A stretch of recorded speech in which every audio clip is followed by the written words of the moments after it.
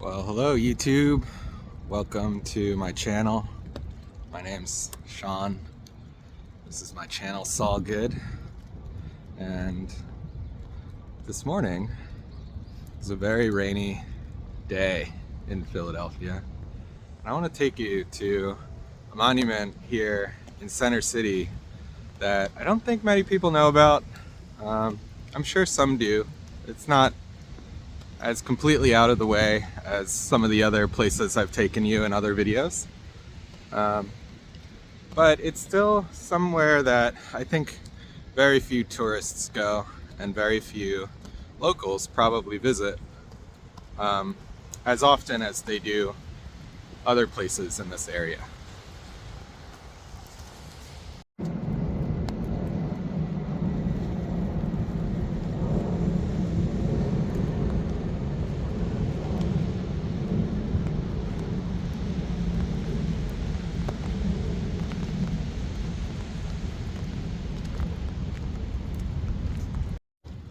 Now, because it's raining outside today, I have my umbrella, and that means the background here is probably not that much fun for you to look at. So we'll do this video mostly facing the other way. What do you think? And that will let you see stuff like this. Welcome to Independence Hall. There's Mr. Barry, Commodore Barry. He's not who we're visiting today, but he's a cool guy too. Commodore Barry got a bridge named after him here in Philly. That's how important that guy was. But we're not going to visit him. We are going to visit someone, I would say, potentially more impressive than anyone around here other than the founding fathers themselves. Not to be too mysterious about it, but I think this person who we're going to visit is one of the greatest humans to ever have graced this continent with his presence. And he's someone who all Americans should remember and who we should all celebrate, in my opinion. I think this guy who we're going to visit he should definitely have a national day named after him. And we'll get to that. We'll get to all of that.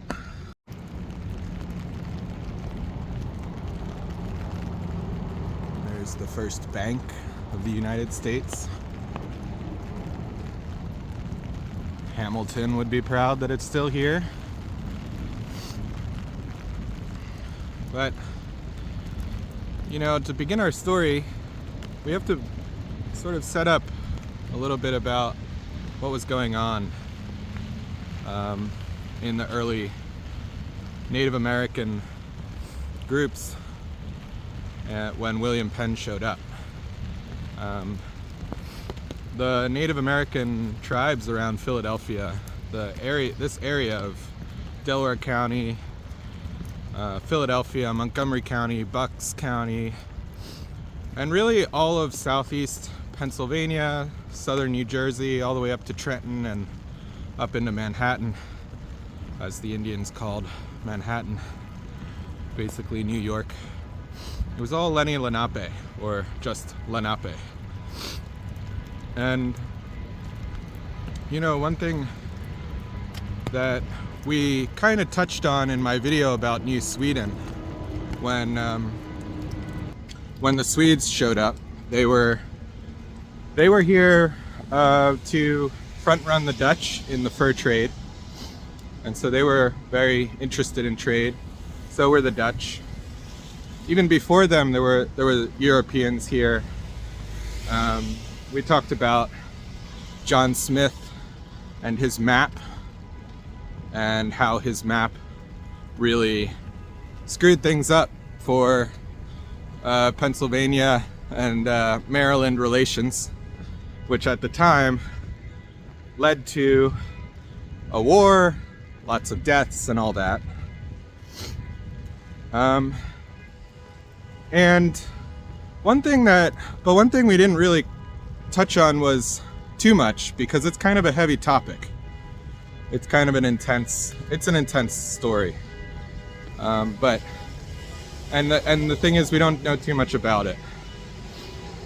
But, reports are that when, before the Europeans showed up, pre-Columbian times, as they call it, there were probably somewhere around 60 million Native Americans in the United States, what we call, in North America at least. Maybe that figure is also 60 million Native Americans. I don't know if that also includes South America. I think it's just an estimate of North America. And there clearly weren't 60 million people when John Smith, or especially by the time William Penn showed up. I don't think there were 60 million people here by the time Johann Prince showed up to found New Sweden. So where did everyone go?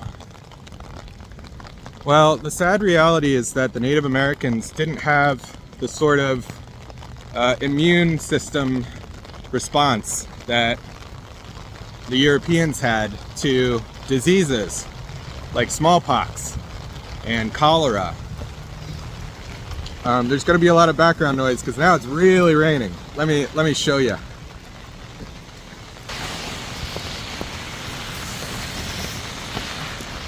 Oh yeah.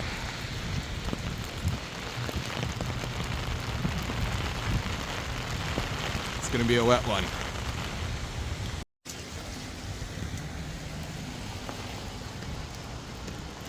Yeah, so sadly the Native Americans didn't have the immune system to respond to they didn't have sorry, things are distracting out here this morning. The rain, I don't want to get splashed on. There's all sorts of obstacles to dodge, so if I'm taking pauses, that's why. But yeah, essentially the Native Americans didn't have the right immune system to respond to disease. And the estimates that I've seen are above 90% were wiped out by disease. So you gotta imagine going from 60 million to 6 million across the whole continent, right? And that's all tribes. So, and the Lenape were a smaller tribe. They weren't like a huge, I mean, they were a sizable tribe in this area. It's not that they were small, but I don't get the sense that they were like this massive group of Indians like the Susquehanna or the Iroquois nations, or out west, the Great Plains Cherokee. And I get the sense that the Lenape were a much smaller group. And so, if anybody has read the book Squanto growing up, I read that book, Squanto, and it really taught me a lot about how the Native Americans encountered the colonists. And not to ruin the book, but essentially at the end, Squanto comes back from Europe to find that his village is gone. It's never really explained why, or at least I don't remember that being explained in the book. Maybe it is, but the implication is that they all died of disease. That his whole village was gone because they died of disease. Okay, so you have to imagine that when William Penn and the colonists showed up, the populations of Lenape that remained were the ones who had survived. Which means that the Lenape had just lost 90-95% of their population by the time the Europeans showed up. Because what would happen is the European would show up like an explorer, and they'd have a bunch of rats on their ships. The rats would be carrying all sorts of diseases like cholera, bubonic plague, and smallpox and whatnot. And the Europeans would make contact, communicate the disease, and then leave. These are the explorers. And then 30 years, 40 years later, that's when the colonists showed up. And 30, 40 years after first contact, 90% of the Lenape would have been killed or would have been dead already. So we're talking, you know, think about how devastating COVID was for some countries and for many populations. I mean, many people died. Think about how bad it would be if 90% of people died. Imagine what that would do to your culture and your civilization. How weakened your society would be after suffering a loss of 90% of your population. 95% gone. And so the Lenape would have been in shock, is what I'm trying to say. And it's not just shock like in the sense of, oh, you know, I'm in shock because I'm hurt. No, I mean like culture shock. They would have just lost all of their elders. A massive amount of culture would have vanished as they lost, a lot of their elders, because their cultures were largely oral tradition. So you have to imagine when William Penn showed up, he was talking to the remnants of a vibrant culture, and he was basically meeting with the leftovers of a massive epidemic, a massive pandemic that led to the loss of most of Lenape civilization and culture. And yeah, let's take a break there.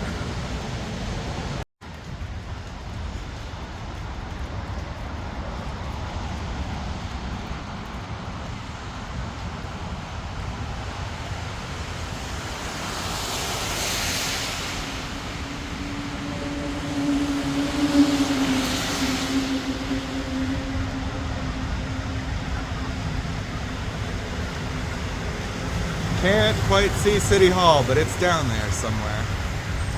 It's down there.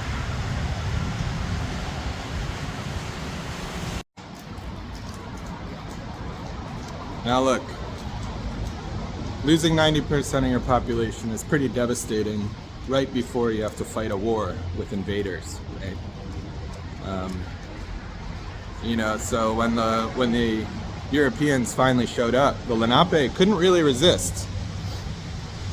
You know, I think there is this notion that the Lenape were peace lovers, and that's true.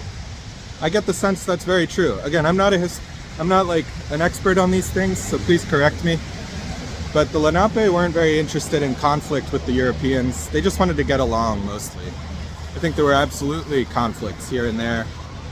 Native Americans definitely attacked colonists to defend their land, and the colonists attacked them right back to take their land from them. And so there were conflicts, but the Lenape couldn't mount the sort of resistance that was necessary to push the colonists out. And that's, I think personally, I think that's probably just because they had lost like 90% of their population, right? All their warriors, all their elders, you know, women, children, everyone was gone. And so they couldn't really resist. So in some sense, it was a sort of fait accompli, as they say. The Lenape had to make peace with the invading colonists from Europe. And they were very successful in making peace with the Swedes and the Finnish, who showed up here first. And the Dutch a little bit, right? But especially in this area, the Swedes and the Finns across on this side of the Delaware, they were good at, you know, being peaceful. I did talk about how Johan Prince, the governor of New Sweden, was kind of a I'm not a big fan of him necessarily, because he was interested in some cultural erasure. and Christianizing the Indians, but that was probably more of a common thought back then among the colonists, but meaning the people in power. But the local, I think the random Finnish people who came over and the other Swedish colonists, they just wanted to have farms and get along and not cause too much trouble, right? Let me flip the camera around.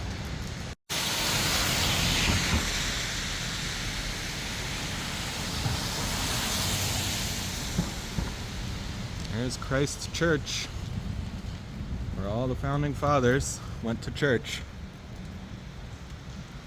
Benjamin Franklin and Washington, all the big names, they went to church right in there. Isn't that cool? But we're still not where I want to take you. Let me finish off this introduction, because so the Lenape, they wanted peace, and they got lucky in a certain sense that the King of England sent William Penn over to colonize Pennsylvania, because William Penn was a Quaker and he was a pacifist. So he didn't even believe in war or violence, and he really wanted to have a peaceful utopian colony and live in peace and harmony with the natives and the various groups, right? So, when William Penn came over, there was this idea that he needed to make some sort of peace with the Native American groups that were here, and he did this for political reasons as much as for his own morals and his own sense of justice.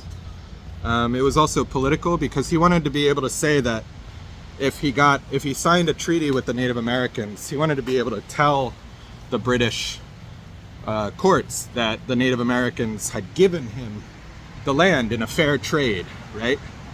And so, sometime we'll go over to Shakamaksin Park and check out the Tree of Liberty, or elm tree, under which William Penn signed the treaty with the Lenape that founded Pennsylvania. But today I want to talk about the man who led the Native Americans in signing that treaty, because, like William Penn, he was also not interested in war, and he was very much a pacifist who believed in peace. Okay? And one thing you'll come to see in my videos about this city of brotherly love is there are a lot of pacifists around here. A lot of people who believe in peace.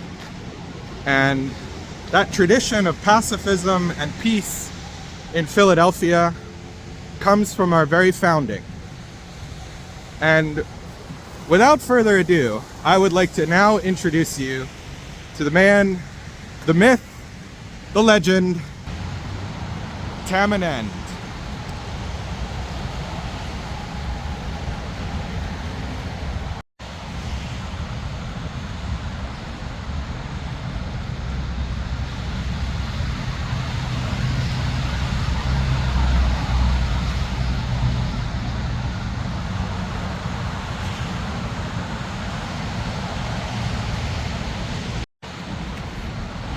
Now, of course, as is tradition in this part of the country, we've put a lot of our more, I would say, important monuments. Other people, I don't know, but we put a lot of our monuments right by the highway. So there is I-95, and this is the entrance to I-95. And of course, the powers that be decided to put the memorial to the great chief of chiefs, the King Tamanend, right by the entrance to I-95. So you're going to hear a lot of background noise in this video. and I'll try not to shout too much, but it is what it is.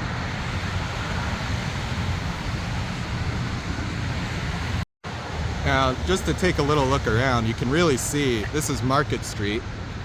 We are at the very end of Market Street, and you know, all the way down there is City Hall. You can just see all the way down.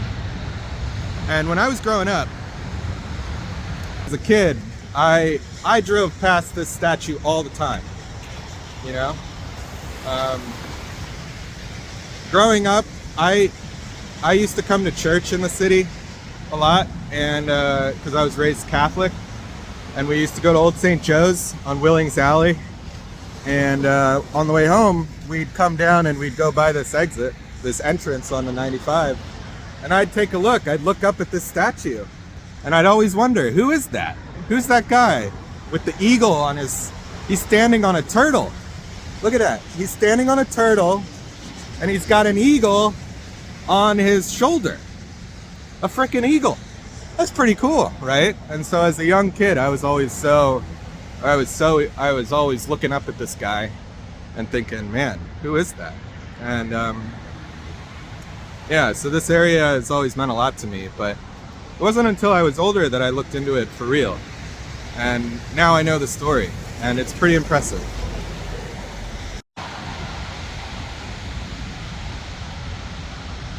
In honor of the contributions of Native American Indians, the ancestors, the elders, this generation, and the generations to come, this sculpture commemorates Tamanend, a Sakima or a Sachem, as I've heard it said, of the Lenape Nation, who resided in the Delaware Valley when Philadelphia, or Cohocquannock,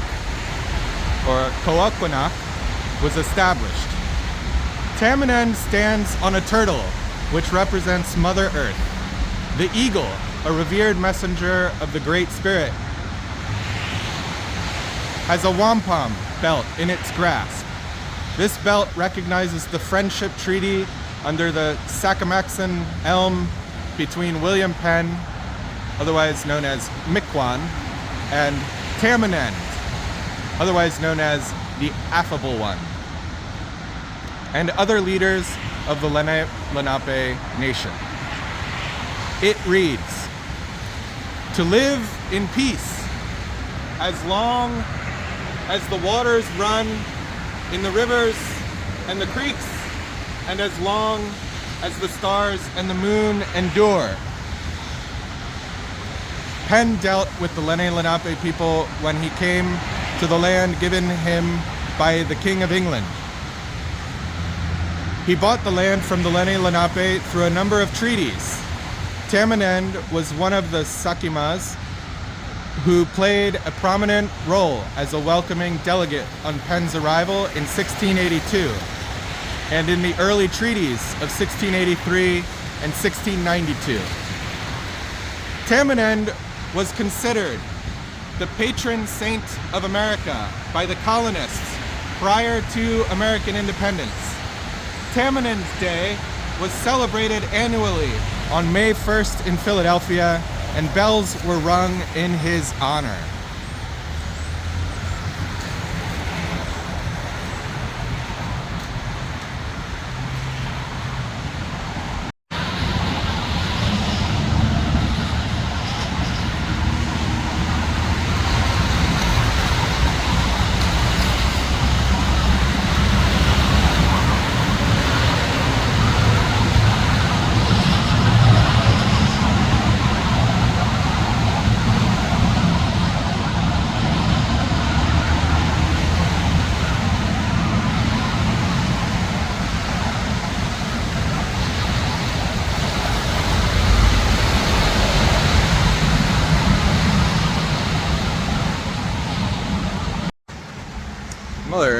The Mother Earth turtle seems happy enough. I wonder if I'm just making that up or if the turtle's smiling. Kind of looks like it's smiling to me. I don't know. Alright, I backed up a little bit so you could see the whole statue again. And just to tell you a little more about the king of kings of Lenape, the chief of chiefs, the affable one. Now, you know, William Penn had been given a name by the Lenape. Did it say Wilmuk or something? I'll get it right. But William Penn had an Indian name. And in turn, you know, Tamanend also, he might have had an English name, I wonder. But there was a translation of his name and his title to the affable one. And affable means friendly, right? So think about this. You know, the Quakers show up, and the Quakers, they meet. They don't have churches. They have what are called meeting houses. And they call each other friends. They're very friendly, Quakers. You know, they're known for being friendly and peaceful. And they show up, and here's this guy, the affable one. And he happens to be the leader of the local tribes. And he's known as a peaceful, peace-loving leader. Doesn't get much better than that, right? So they got very lucky. And Tamanend was someone who believed in getting along, and that he believed in everyone. He thought there was no need for conflict and no need for war. And I think he probably saw his people being displaced and disenfranchised in the 1600s. When William Penn showed up, he probably saw the future and realized that, you know, first the new Sweden was here and the Finns, and they didn't leave. So what are the chances that this new round of colonists, of white men coming from Europe, were going to leave? There probably wasn't much chance. So what's the next best alternative? If you can't fight them, just make peace and get along, right? So the affable one, Tamanend, sued for peace, and he signed the treaty with William Penn on behalf of the Turtle Clan, of which he ruled, which was the largest clan of the Lenape. I think there were several Lenape tribes, and the Turtle Clan was the large one who kind of dominated Lenape politics at that time. So he signed this treaty and became known for peace, and people loved him. He was a great man. He said many great things. I read a quote there that he said on the plaque, but he basically said, you know, as long as the rivers flow and the creeks run, the colonists and the Indians will get along. That was his hope. Didn't even last a generation, but I think, you know, it's the thought. I think that ethic is really important, and it sits at the foundation of American history, and it sits at the foundation of European and Native American relations here in Philadelphia. Now, the story, one story related to the peace-loving aspect, that the peace-loving attitude that Tamanend had, is that, you know, at some point after the American Revolution, there was this political divide between Americans who wanted large government, centralized government. They were known as the Whigs, and that's, if you've seen Hamilton or you know that story, Hamilton and Jefferson sort of kicked off this ongoing debate that even we still have in America today about the role of government in our civic life. And people who wanted more democracy and less centralized aristocratic rule by oligarchs as characterized the old world, people who really liked democracy, they liked Tamanend, all right? Because Tamanend believed that, oh, here comes the SEPTA bus. Perfect. Thanks, SEPTA. You know, Tamanend, oh, another one? We got another one? Yeah, another one. All right, cool. Good job, SEPTA. So yeah, Tamanend, he was a peace-loving guy, but he also had a sort of a decentralized way of ruling. You know, he was the chief of chiefs, but the Lenape, they were much more all about self-rule. And, I've talked about in previous videos how the colonists were sort of out here on their own without a centralized government. And they kind of had to figure it out for themselves. So the colonists who lived here, they weren't really used to aristocratic rule. They didn't really want any centralized governments. And they didn't appreciate the king before the Revolution. And then after the American Revolution, they didn't appreciate the centralized power that developed here at Independence Hall with the Continental Congress and then, the Constitution. And this whole notion of, one government and one unified government,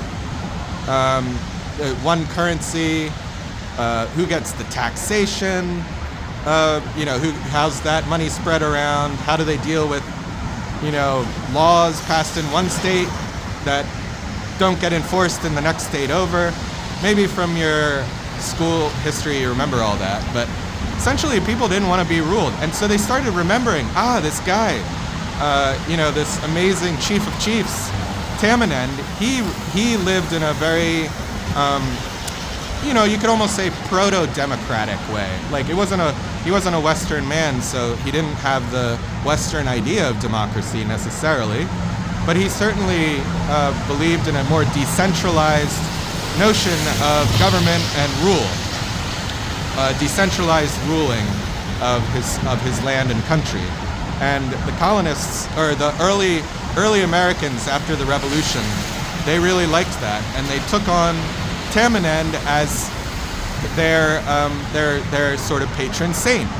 And so Tamanend became known as the Patron Saint of America. And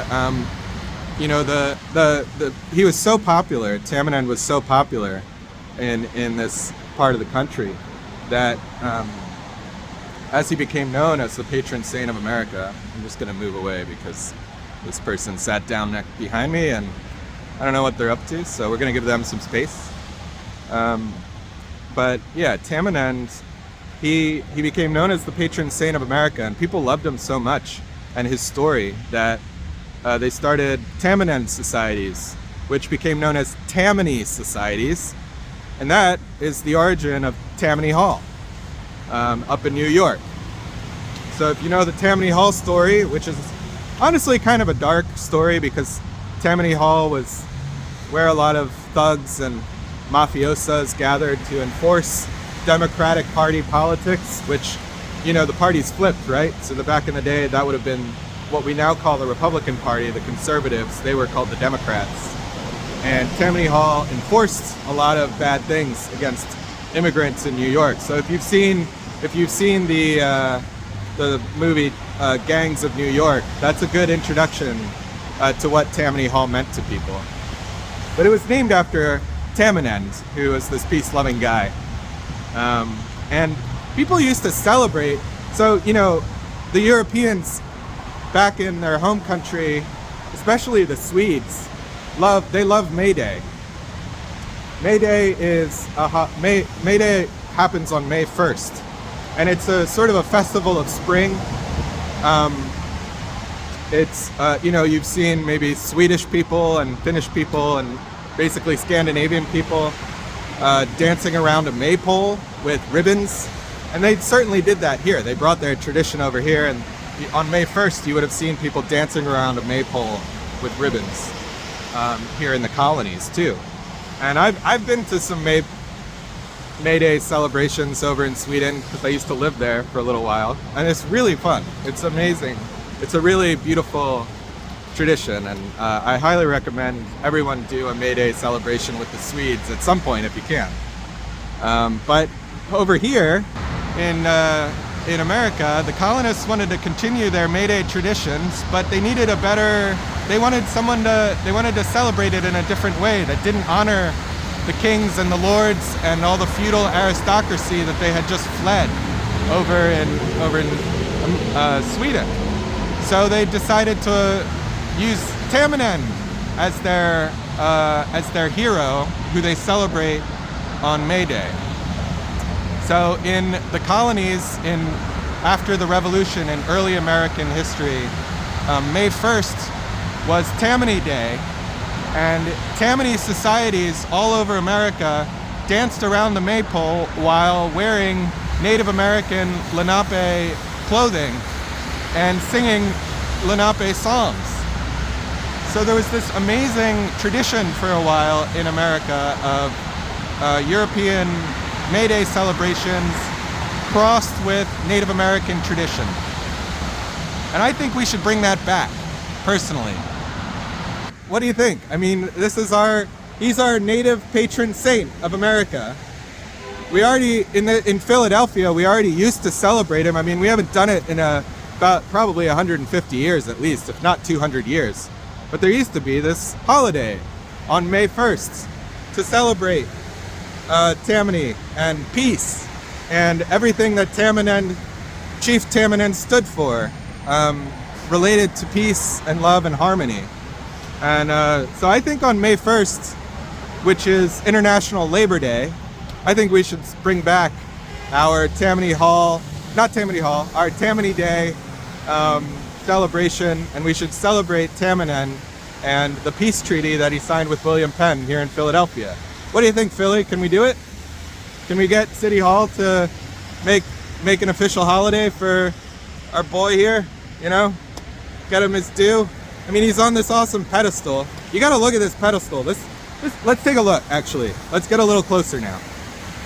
This pedestal is really impressive. I actually want to know more about the pedestal itself because it's very interesting looking. I mean, look at the way it's built. It has this wider section down here, and there's a bit of a step. I don't know why the step is there. Maybe that's a structural feature. But the stone is very interesting, and it's very tall. And then that's on top, and then the statue's on top, which is tall again. I think I remember reading that it's 27 feet high. There's the back of it. I don't know about 27 feet. It looks a little bit higher than 27 feet to me, but maybe that's about 27 feet. I don't know. Yeah, actually, that could be 27 feet. Yeah. Call it 30. But that's a very impressive pedestal. Look at his hand. Pretty amazing. It does, you know, people scratch it up. The last few times that I've come to this statue, there have been homeless people camped here. This is definitely a good spot if you're a homeless person. This is a good spot to camp. And you can see it's kind of been dug up a little bit. I don't know who's been scratching on the wall here, but I don't know. The pedestal looks okay. I think if they maybe need to repair the brick a little bit. But there's this nice bench area here.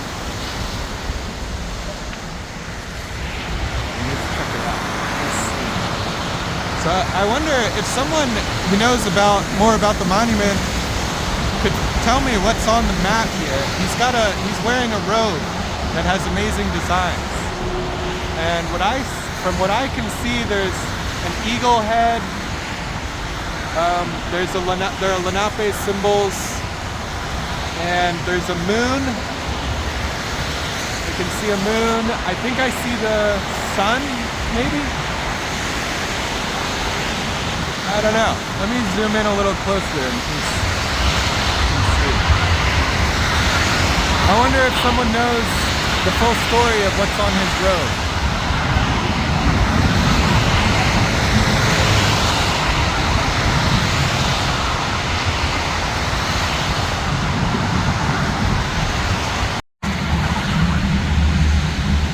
Hey Ashley, whoever you are, there's a little question for you here about your work. Were you ever going to go up to work? Pretty sure that's what he's asking you. Working for Justin? Were you ever gonna? I don't know what it says, but Ashley, you better respond to that note, okay? That turtle's definitely smiling, right? Or is it just that all turtles smile? I don't know. So I guess we'll kind of,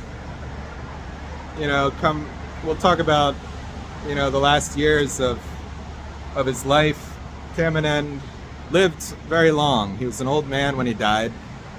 I think I've heard that he was in his 90s, which is impressive. 90s is amazing.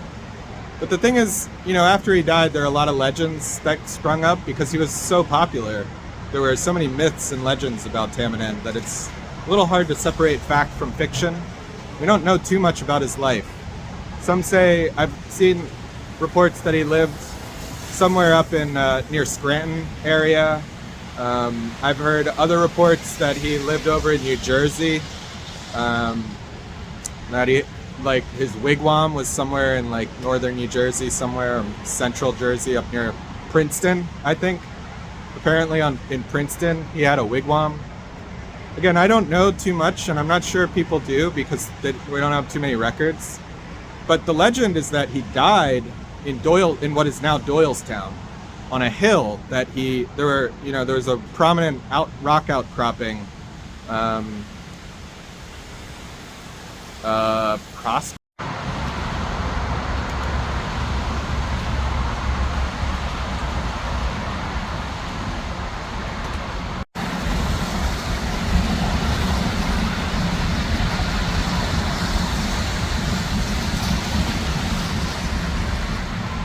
Alright, I stopped to look up where he died, and it turns out, I don't know that the hill has a name. I think it did. I think it had a name like Prospect Hill or something, up in Doylestown on the Chamonix Creek. He died in a weird way. I think he was very old and he was coming down to Philadelphia for some reason. And he basically was very sick, and the story goes that a bunch of young Native Americans didn't really want to carry him anymore, so they just put him on the ground on a hill and left him there.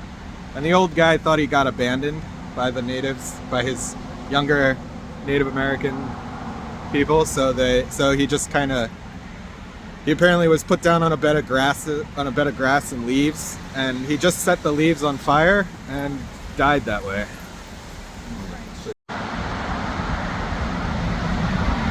So yeah, he basically self-immolated on a bed of grass and leaves, on a bed of leaves that the young braves put him down on.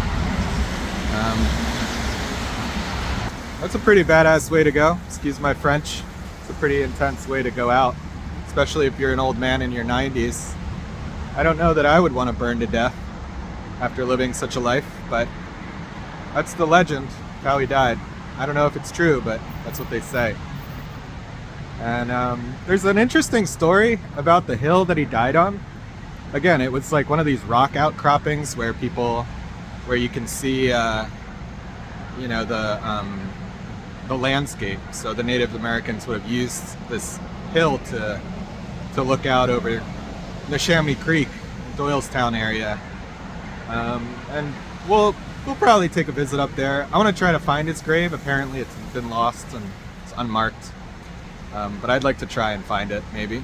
And so in another video, and we'll go check out Doylestown and tell more of his story that way. There's so many details I left out. I think I covered the big things, but I want to find out more of the details of his story and his life. And maybe when we go to Doylestown in a future video, we'll complete the story. But that's essentially it. He died on a hill in Doylestown, and his legacy of peace and harmony carried over into post-revolutionary America. And I think he's our patron saint of America, right? I think we need to bring that back. And I think it'd be great to celebrate him on May 1st. Make that a national holiday. Tammany Day. It's a Philadelphia tradition. Let's make it happen. All right? Yeah. Alright, so that's the video. That's Tamanend, the chief of the Lenape, the Turtle Clan, the Turtle Tribe. He's one of the great the greats of American history and Native American history. You know, Native American history is 10,000 years at least. Probably older, but at least 10,000 years of Native American history in Philadelphia and in this part of the country. So you have to imagine, for 10,000 years, great kings of the Lenape have lived here. And arguably, I don't know if this is true, maybe Native Americans, Lenape in this area can correct me. And please, you know, Lenape, correct me if I've made any mistakes in this video. But my understanding is that in many ways, Tamanend was one of the last, or if not the last, of the great Lenape kings who kind of comes from that pre-Columbian era of America, that pre-English, before the English settled here, before William Penn showed up. He was king of this land. This was his land, if you will. It was the Lenape land, right? But he's the last great king. So, thank you to Tamanend. Thank you to all the natives, the ancestors who are watching over. You know, he's wearing an eagle. He's got an eagle on his shoulder. And I want to finish this video by saying, go Birds. We won the Super Bowl last weekend, and I camped out and had a blast. I camped out in the art museum for the parade. I was there at 3 a.m. and it was one of the greatest experiences of my life. And I love this city. Go Birds, we deserve the win. And I want to dedicate my experience of this whole championship and everything that, you know, this city is about. I want to involve him. He's got that eagle on his shoulder, and the eagle is this symbol of Philadelphia, the bald eagle. So, yeah, go Birds. Thank you to Tamanend. Thank you to Lenape. And I've heard there's some debate about moving this statue somewhere away from the highway or to a location that's easier for tourists to visit. And I've heard that Native American groups, the Lenape groups, don't really support that idea. I'm interested to see what happens with that, because, you know, I personally, I don't mind. I want whatever the Lenape want. I think we should do whatever the Lenape want to do. However they wish to honor the ancestors is how we should honor the ancestors. But logistically, I will say that right next to a highway is not necessarily the most contemplative place for such an important monument in American life. So I think there's some merits just on the ground for moving it. But I'm not familiar with the whole debate. I don't know what the different Native groups want or where they want to move it. I think there's a lot of construction happening along Market Street, between Market and South. There's a whole new plaza coming that's going to connect Front Street to the